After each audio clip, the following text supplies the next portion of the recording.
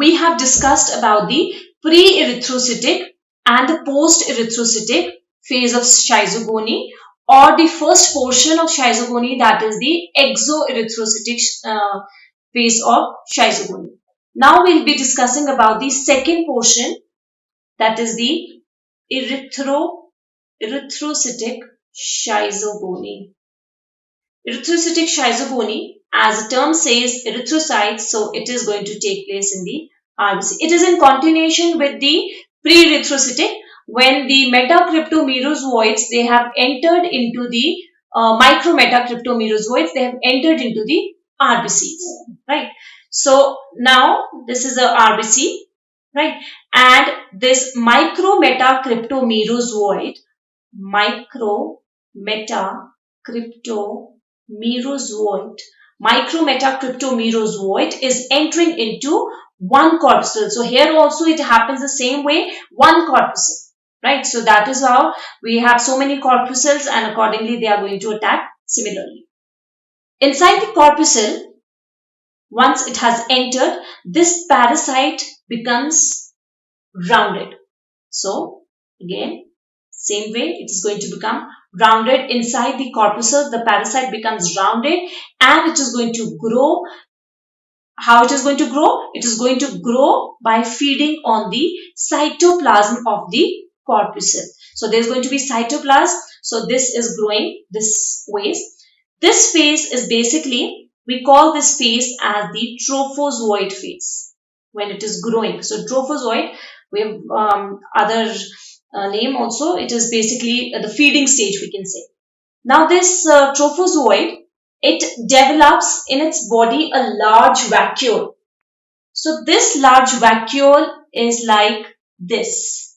So when this third phase, third portion, if we say that it develops a large vacuole, because of which it is going to push the nucleus to one side. So it is going to be like this. And this form is going to give the shape of a ring. So we call it as the signet ring stage. So you know, the trophozoite has a nucleus and it has a vacuole also. So when it is growing, it is what it is doing, it is throwing its nucleus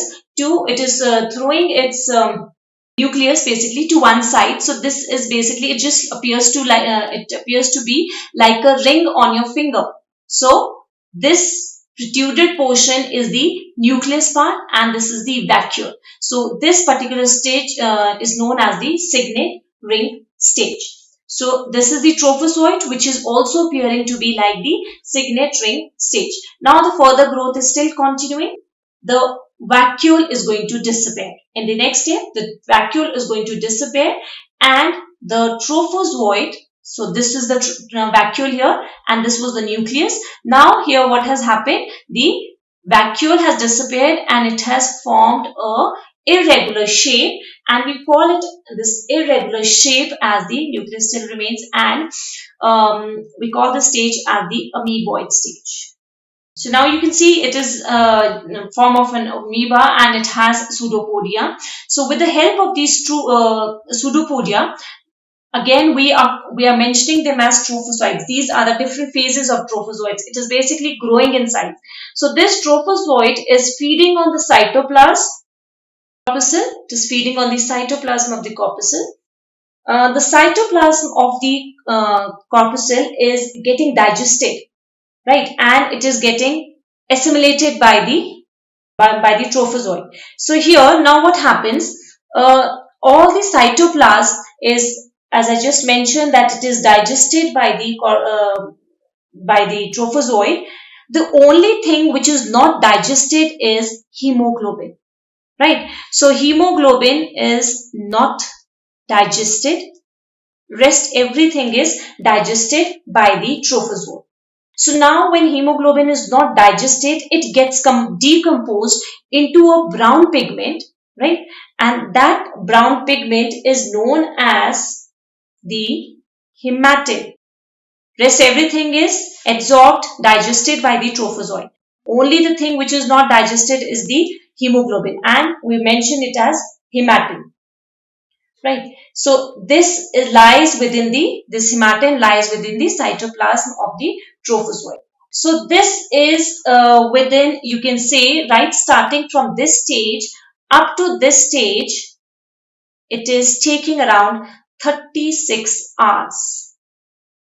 Right. So this is, you can say, in about 36 hours, the trophozoite is becoming mature and it is having a rounded shape. So if we just talk about the ultrastructure of trophozoite, so it is basically a two-layered plasma membrane, right? And it has cytoplasm, which contains endoplasmic reticulum. Endoplasmic reticulum has smooth endoplasmic and rough endoplasmic reticulum, whereas these ribosomes, they are really attached to the rough endoplasmic reticulum. So as you can see, the structure of trophozoite, which has plasma membrane.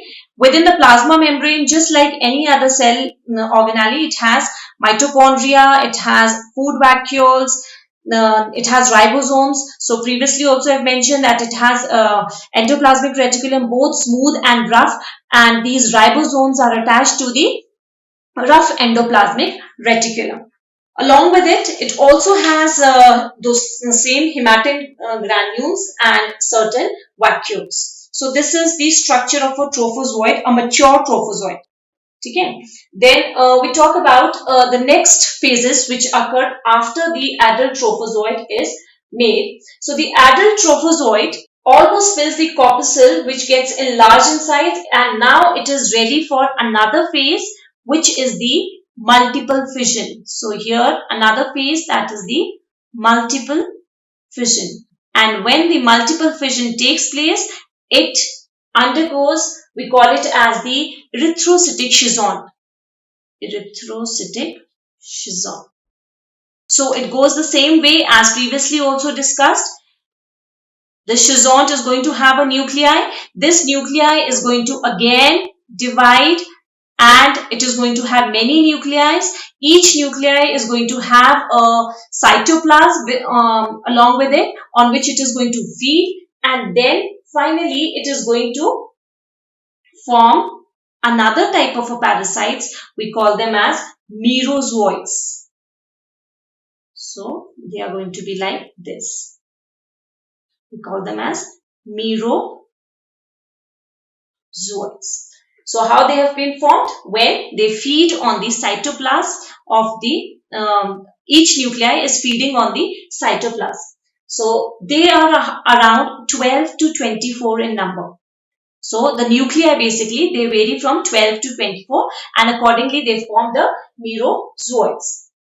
These nuclei, as you can see here, these nuclei are coming towards the periphery, leaving hematin in the center. So what is this hematin? This hematin was the same that was not digested. So we call it as the hematin. Hematin not digested. So if we talk about how many Mirozoids are formed, because nuclei were 24, so the same we say that the Mirozoids are also how many? 12 to 24 in number. If we have to differentiate how basically they are different, how Mirozoids are different from the sporozoids. So it's a very simpler and an easier manner how we can. Basically, these sporozoids are shorter in size, right? And they are also thicker. Whereas the sporozoite, we've already discussed, they were sickle shaped. Okay, next we talk about how basically these hematin molecules are responsible for the formation of, you can say, toxic material within the corpuscle. So what happens? A part of the cytoplasm, I'm talking about this particular stage, in intermediate this stage. So a part of the cytoplasm here, part of the cytoplasm, not the entire, but only the part of the cytoplasm of schizont is not used in the formation of Mirozoids, because as I have already discussed, what is the role of cytoplasm? It gets attached, or you can say it comes along the nuclei, right? And one nuclei with the cytoplasm, it forms the Mirozoid. So a part doesn't involve here. So this part, the remaining part is known as the residual cytoplasm. So what this residual cytoplasm consists of? It consists of hematin. It consists of certain metabolic wastes which have been produced by the parasite. Metabolic wastes which have been produced by the parasites. And finally, what happens? The Mirozoids, they arrange themselves in the rosette form, just like the petals of rose. So they have to be around 24. So accordingly, they will be arranged 24 nuclei. And in the center is going to be what? In the center is going to be the residual cytoplasm, which contains hematin, metabolic waste, etc. and certain other toxic material also. So this stage is the Rosette stage. Right. Now, right, starting from the micrometacryptomerozoid up to the Rosette stage, it has taken how much time? Right, starting from here to here, it has taken 48 hours to form the Rosette stage. And now after this, the corpuscle gets weakened. And like previously we had studied about the liver cell, it is also going to rupture, and these Mirozoids are going to be in the plasma. So all these 24 Mirozoids are going to be in the plasma, along with what else is going to be there? The residual cytoplasm. So this residual cytoplasm, what does it contain? It contains hematin, metabolic waste and certain toxic material, certain toxic also. So these are from the parasites. Right. So now once it is in the blood plasma, then our immune system starts working. Once the residual cytoplasm is in the blood plasma, the phagocytes, where are the phagocytes found? They are found in the RES, that is your reticuloendothelial system. So that can be your spleen, that can be liver, kidneys, right? So from these organs, phagocytes come out and they phagocytize the toxic material, okay, as far as possible, right? So this is basically the first line of defense which can be there. Certain Mirozoids are damaged by our immune system. One, we have discussed about the phagocytes, which are going to be released from the spleen, liver or kidney. Or the Mirozoids are also damaged by the leukocytes, WBCs, right? Because we know neutrophils, they undergo phagocytism. So they also act as phagocytes. The leftover Mirozoids, what they are going to do? They are going to creep in the blood plasma like tiny amoebulae, right? So they are going to amoebulae in the blood plasma and then again enter the fresh RBC, right?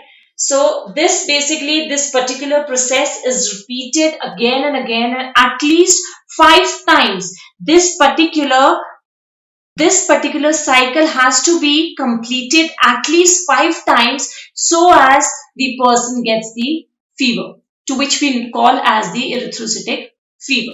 Erythrocytic fever is basically what we consider it as the fever in case of malaria. It is different with respect to different species. So as I'm talking about Plasmodium vivax, so it takes around 48 hours, okay, for the infection to occur or for the fever to come. So basically for the erythrocytic schizogony to occur, we require 5 times this particular cycle to undergo. And now what is going to happen? In each time, these residual cytoplasm is going to be released into the blood plasma. It is going to have toxic materials because of which fever comes in the body, right? So this is basically very important that at least this erythrocytic schizogony has to be there at least for 5 times, because for the fever to come we require more and more of toxic material within the body, right? So then the patient is going to suffer the attack of malaria.